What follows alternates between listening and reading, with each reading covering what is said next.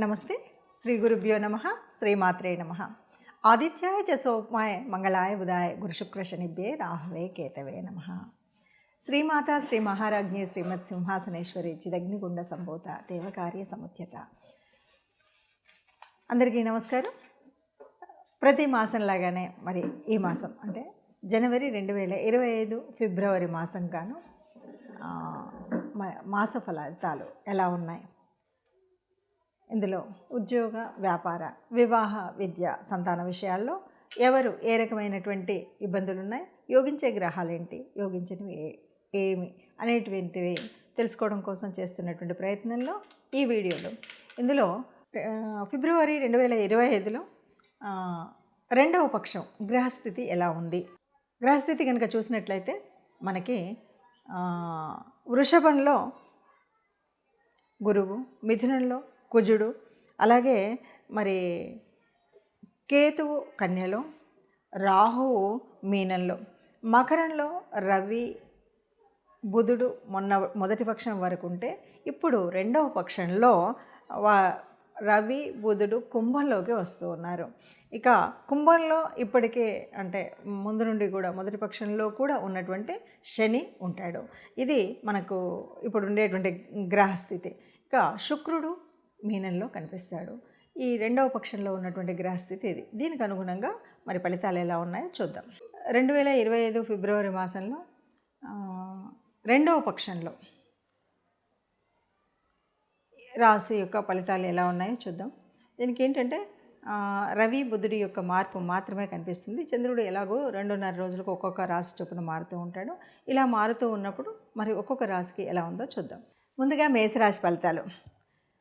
మేషరాశిలో లగ్నాధిపతి అయినటువంటి కుజుడు 3లో ఉన్నాడు. 3 అంటే కమ్యూనికేషన్ స్థానం.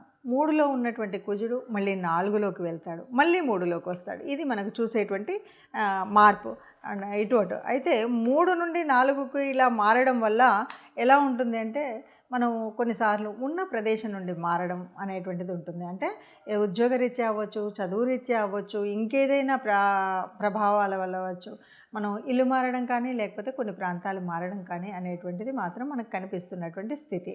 అలాగే ఇక్కడ విద్యార్థులకు చక్కగా అంటే వారి పరిస్థితి చదువుకుంటున్నటువంటి పరిస్థితుల్లో వాటిలో కూడా మనకు కొంచెం స్ట్రెస్ అనేది కొద్దిగా ఎక్కువగా ఉంటుంది. అంటే చదువు వచ్చా రాదా అని కాదు, మనం కొన్నిసార్లు ఏముంటుంది, మనం ఏదో కోర్స్ తీసుకోవాలనుకుంటాము, ఏదో అవుతుంది, దానివల్ల స్ట్రెస్ అవ్వడము, లేదు కొన్ని రకాలైనటువంటి ఇబ్బందులు అక్కడ ఉండేటువంటి ప్రాంతం వల్ల కానీ ఇట్లాంటి వల్ల కొంత స్ట్రెస్ అయితే విద్యార్థులకు ఉంటుంది.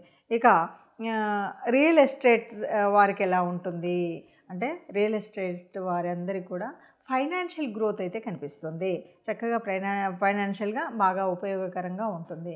ఇక విదేశీ ధనయోగం అనేటువంటి స్థితి కూడా కనిపిస్తుంది మేషరాశి వారికి. ఇది ఎలా అంటే చాలా వరకు మనకు తెలియకుండానే ఎక్స్పోర్ట్స్ ఇంపోర్ట్స్ బిజినెస్లో ఏదో రకమైనటువంటి ఇన్వాల్వ్మెంట్ ఉండడం, లేదు అవేవి కాదు, నాకు అట్లాంటివి ఏవీ లేదు, నేను మామూలుగా ఉన్నాను, ఒక చిన్న యూట్యూబర్ని అన్నాను అనుకోండి, యూట్యూబ్ ద్వారా కూడా మీకు అమౌంట్ రావచ్చు. అంటే విదేశీ అమౌంట్ మనకు వచ్చేటువంటి అవకాశం అయితే ఉంది.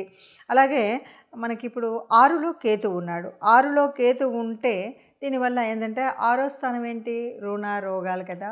ఇక్కడ కొద్దిగా మనం జాగ్రత్తగా ఉండవలసినటువంటి స్థితి ఏంటి అంటే ఎవరికైనా అప్పిచ్చినా అప్పు తీసుకున్నా ఈ విషయంలో ఏదో మనవాడేలే, మన తమ్ముడేలే, అన్నలే, అక్కలే అనుకునే కనుక అక్కడ ఏ లెక్క వాత లేకుండా, ఓ పత్రం లేకుండా, లేకపోతే మామూలుగా ఇచ్చేసి ఒక ముందు మాట అనుకోకుండా చేసినటువంటి వాటి వల్ల చివరిలో అవి మనస్పర్ధలు వచ్చేటువంటి అవకాశం ఉంది. కాబట్టి ఆ విషయంలో చాలా జాగ్రత్తగా ఉండాలి. ఇక ఈ కుజుడు కేతు వీళ్ళు ఉన్నటువంటి పరిస్థితి, ఎందుకంటే మనకు వీళ్ళే ఇంపార్టెంట్, వీళ్ళే కొన్నిసార్లు కష్టాలు కలిగించేటువంటి వాళ్ళు. అందువల్ల ఇప్పుడు కుజుడు కాస్త మనకు సరిగ్గా లేనటువంటి పరిస్థితిలో ఏమవుతుంది, ఏదో ఒక ఇబ్బంది, ఒక దెబ్బ తగలడమా, లేకపోతే కోపం రావడమా, మన కోపం వల్ల ఇతరులతో మనకు తగాదా రావడం, ఇలాంటివన్నీ కనిపిస్తాయి. కాబట్టి ఇవన్నీ లేకుండా ఉండాలి అంటే మనం తప్పనిసరిగా పరిహారం చేసుకునేటప్పుడు కుజగ్రహానికి కేతుగ్రహానికి, కేతు వల్ల కూడా మనం మంచి జరిగింది అంటే చక్కగా పూజల్లో పుణ్యాలలో తీర్థయాత్రల్లో ఉంటాం. వ్యతిరేకంగా ఉన్నప్పుడు కొద్దిగా మనం వ్యతిరేక స్థితిలో ఉంటాం. కాబట్టి తప్పనిసరిగా నవగ్రహ మండపానికి వెళ్ళినప్పుడు ఈ ఇద్దరు ప్రదక్షిణ చేయడం అనేటువంటి చేయాలి. సరే, నవగ్రహాల ప్రదక్షిణ చేస్తే సరిపోతుంది.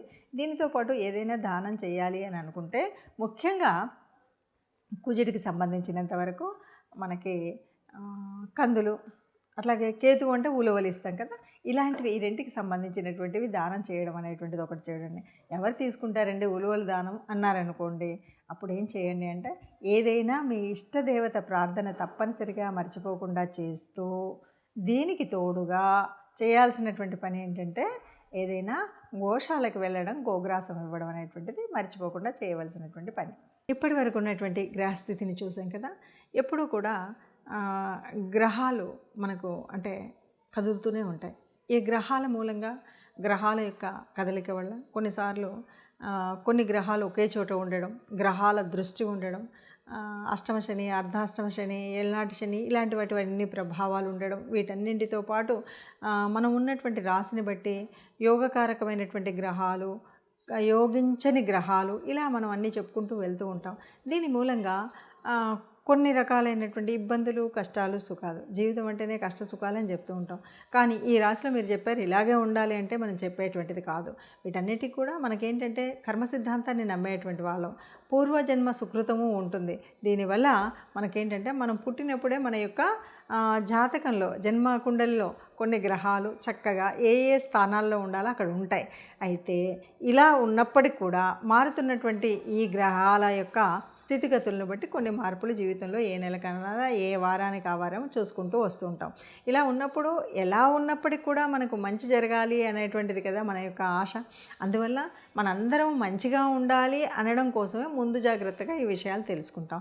ఏదైనా దీనివల్ల కొద్దిగా కీడుంది, దీనివల్ల ఇలాంటి జాగ్రత్తలు తీసుకోండి అని ఏవైతే చెప్తున్నామో వాటిని తూచా తప్పకుండా పాటించినట్లయితే బాగుంటుంది.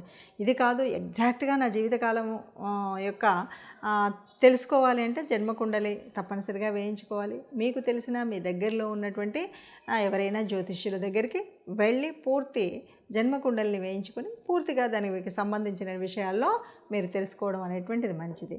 అలా కాకుండా ఇలా కేవలము గ్రహస్థితిని బట్టి మారుతున్నటువంటి వాటిలో అంటే ఈ కోటాను కోట్ల మందిలో ఒక 30% వరకే మనకు దీని యొక్క రిజల్ట్ మనం చెప్తున్నట్టుగా ఉంటుంది. కాబట్టి అందరూ మంచిగా ఉండాలన్నదే ఆశ. ఆ మంచిగున్న వాళ్ళలో మనము ఉండాలి అన్నదే మన కోరిక. అందరూ హాయిగా, ఆనందంగా, సుఖంగా ఉండాలి. సర్వే జనా సుఖినో భవంతు. నమస్తే. ఇప్పటి వరకు ఉన్నటువంటి గ్రహస్థితిని చూసాం కదా. ఎప్పుడూ కూడా గ్రహాలు మనకు అంటే కదులుతూనే ఉంటాయి. ఈ గ్రహాల మూలంగా, గ్రహాల యొక్క కదలిక వల్ల కొన్నిసార్లు కొన్ని గ్రహాలు ఒకే చోట ఉండడం, గ్రహాల దృష్టి ఉండడం, అష్టమ శని, అర్ధాష్టమ శని, ఏళ్ళనాటి శని, ఇలాంటి వాటివన్నీ ప్రభావాలు ఉండడం, వీటన్నింటితో పాటు మనం ఉన్నటువంటి రాశిని బట్టి యోగకారకమైనటువంటి గ్రహాలు, యోగించని గ్రహాలు, ఇలా మనం అన్నీ చెప్పుకుంటూ వెళ్తూ ఉంటాం.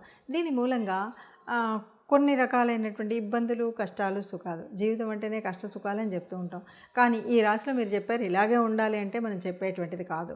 వీటన్నిటికి కూడా మనకేంటంటే కర్మ సిద్ధాంతాన్ని నమ్మేటువంటి వాళ్ళం, పూర్వజన్మ సుకృతము ఉంటుంది.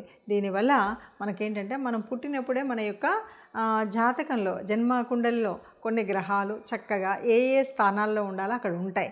అయితే ఇలా ఉన్నప్పటికీ కూడా మారుతున్నటువంటి ఈ గ్రహాల యొక్క స్థితిగతులను బట్టి కొన్ని మార్పులు జీవితంలో ఏ నెలకన్నా, ఏ వారానికి ఆ వారం చూసుకుంటూ వస్తూ ఉంటాం.